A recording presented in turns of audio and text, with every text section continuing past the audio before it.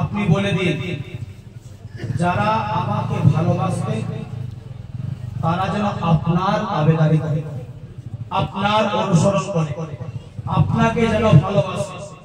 তো বিরাদানা মিল্লাত ইসলামিয়া, এই আয়াত দ্বারা পরিষ্কার বোঝা গেল যে আল্লাহকে পেতে হলে আগে নবী মুস্তাফাকে মুহাব্বত করতে হবে। আল্লাহকে পেতে হলে আগে আকা মুস্তাফাকে ভালোবাসতে হবে। আর খোদার কসম করে বলছি, যার অন্তরে নবীর মুহাব্বত নেই সে মুসলমানই হতে পারে না, মুসলমানই হতে পারে না। তো বিরাদানা মিল্লাত ইসলামিয়া, সংক্ষিপ্ত আকারে একটা ওয়াকিয়া বলে শুনুন, এটাই আমার টাইম শেষ হয়ে যাবে, কারণ যা লম্বা ওয়াকিয়া আছে আমি শুধু একটু লাফিয়ে লাফিয়ে শেষ করে দেবো, কারণ যদি এক সরে বলতে যাই 1 ঘন্টা সময় লাগবে। নবী পাক সরকারে দো আলম সাল্লাল্লাহু তাআলা আলাইহি ওয়াসাল্লাম সাহাবায়ে কেরামদেরকে নিয়ে বসে আছেন। নবী পাক সাল্লাল্লাহু তাআলা আলাইহি ওয়াসাল্লাম নিজের নুরানি জবানে সাহাবায়ে কেরামদের কাছে বর্ণনা করেন, ওই সময় কিছু ইয়ামান থেকে কিছু মানুষ এসে আল্লাহর নবীর দরবারে দরুদ ও সালামের নজরানা পেশ করলেন। কি বললেন? দরুদ এবং সালাম। অনেকে বলে বাবা যে দরুদ সালাম পড়া যাবে না, তো আমি বলি কি যারা বলে তারা ঠিকই বলে, যারা বলে তারা ঠিকই বলে, কারণ দরুদটা সবার জন্য নয় বাবা, সবার জন্য দরুদ নয়। দরুদ কাদের জন্য জানেন? ঈমানদারের জন্য।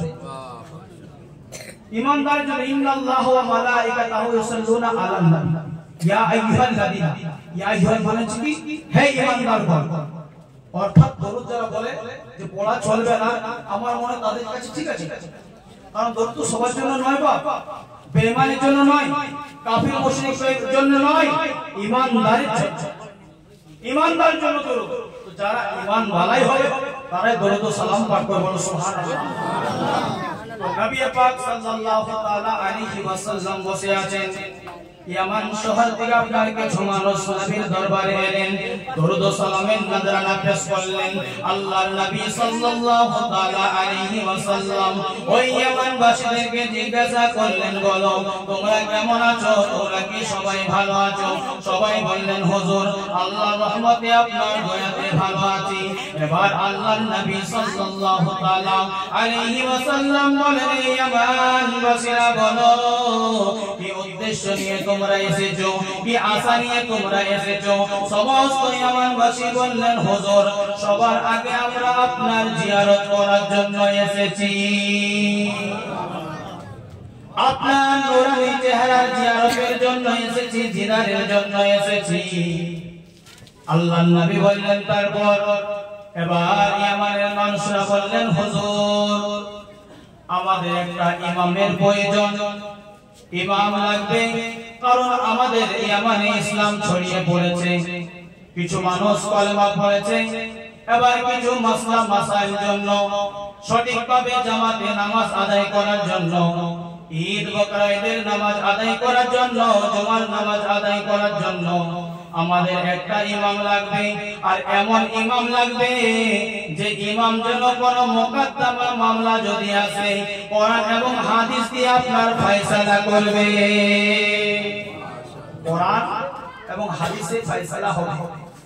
তো আল্লাহর নবী সাল্লাল্লাহু তাআলা আলাইহি ওয়াসাল্লাম একজন সাহাবীকে বেছে নিলেন, যার নাম ছিল হযরতে মুআজ বিন জাবাল। হযরতে মুআজ বিন জাবাল রাদিয়াল্লাহু তাআলা আনহুকে আল্লাহর নবী সাল্লাল্লাহু তাআলা আলাইহি ওয়াসাল্লাম বলেন, মুআজ আমি তোমাকে ইয়ামানের জন্য ইমাম হিসেবে, কাজী হিসেবে নিযুক্ত করলাম, এতে কি তোমার কি মত আছে বলো?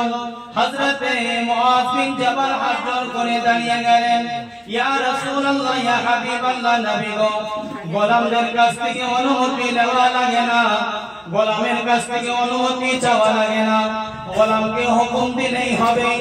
আল্লাহর নবী সাল্লাল্লাহু তাআলা আলাইহি ওয়াসাল্লাম এবার হযরতে মুআজ বিন জাবালের কাছ থেকে ইন্টারভিউ নিচ্ছে, পরীক্ষা, তুমি যে ইয়ামানে যাবে কিভাবে ফয়সালা করবে, তোমার কাছে যদি কোনো মুকদ্দমা আসে কিভাবে তাদের কাছে ফয়সালা করবে।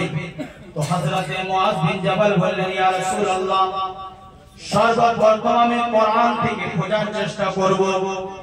আল্লাহর নবী বলেন, মুআজ, যদি কোরআনে না পাওয়া যায় তাহলে তুমি কি করবে? হযরত মুআজ বললেন, ইয়া রাসূলুল্লাহ, যদি কোরআন থেকে মুসনাদের করা না যায় তবে আপনার সুন্নাত মোতাবেক, হাদিস মোতাবেক আমি আপনার খুঁজতে শুরু করব। আমার নবী বললেন, মুআজ, যদি কোরআনও না পাওয়া যায়, হাদিসও যদি না পাওয়া যায়, তাহলে তুমি কিভাবে ফয়সালা করবে? একটা জজকে যদি বলা হয় যে কিতাবটা বাদ দিয়ে আপনি ফয়সালা করে দেখান, তো পারবে না। কিন্তু কে ছিল? নবীর বলা, নবীর সাহাবা, তাদেরকে আল্লাহ সে বুদ্ধি দিয়েছিল। তো হযরত মুআজ বিন জাবাল বলে, অনেকে বলে না যে কোরআন হাদিস ছাড়া মানব না, এটা তাদেরকে পৌঁছিয়েছে। হযরত মুআজ বিন জাবাল বলছে, ইয়া রাসূলুল্লাহ, যদি কোরআনও না পাই, কোরআনে এমন কোন জিনিস নেই যে পাওয়া যাবে না, কিন্তু নবী পরীক্ষা নেওয়ার জন্য এটা আপনার পদ্ধতি বলছে হযরত মুআজকে যে কিভাবে ফয়সালা করবে। তো হযরত মুআজ বিন জাবাল বলছেন, ইয়া রাসূলুল্লাহ, যদি কোরআনকে না পাই, হাদিস শরীফে যদি না পাই, কোরআন এবং হাদিসকে এক জায়গাতে করে অনুসরণ করব নিজের বুদ্ধি দিয়ে, আকল দিয়ে।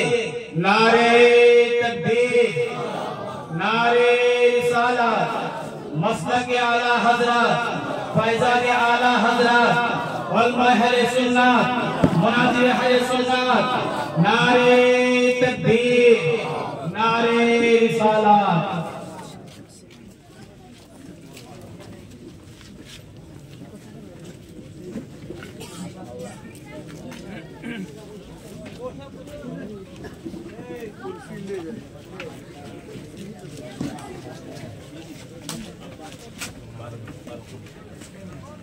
তো বিরাদান মিল্লাত ইসলামিয়া বলছে, আমার বুদ্ধি দিয়ে, আকল দিয়ে আমি ফয়সালা করব।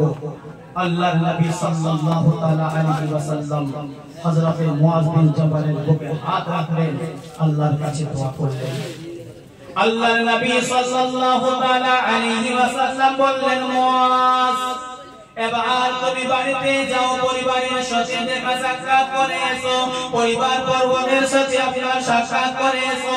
আল্লাহর নবী সাহাবী হযরত মুআজ বিন জাবাল আপনার বাড়িতে গেলেন, পরিবার পরিবারের সাথে সাক্ষাৎ করে এলেন।